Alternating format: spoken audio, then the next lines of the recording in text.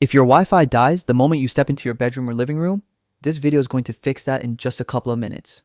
Today, I'm showing you the fastest and easiest way to connect any WPS-enabled Wi-Fi extender to your router. No apps, no passwords, just 2 button presses. Let's get straight into it. First, start by placing your Wi-Fi extender close to your router. Don't worry, this isn't its final location. Plug it into a power outlet and turn it on. Wait a few seconds until the power light becomes solid. That solid light is your confirmation that the extender is fully booted and ready. Next, go to your router and press the WPS button.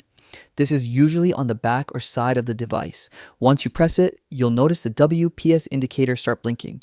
This means your router is now in pairing mode and waiting for a compatible device to connect. Now you have about 2 minutes, so head back to the extender and press its WPS button. Once you do, both the extender and router LEDs should start blinking at the same time.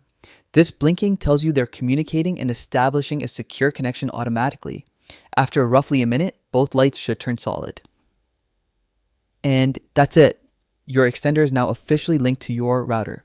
No password typing, no setup apps, nothing complicated. But here's the final and most important step. Relocate the extender. Unplug it and move it to the area where your Wi-Fi signal is weak, but make sure it's still within the router's range. A good rule of thumb is placing it halfway between the router and your dead zone. Once you plug it back in, give it a moment to reconnect automatically.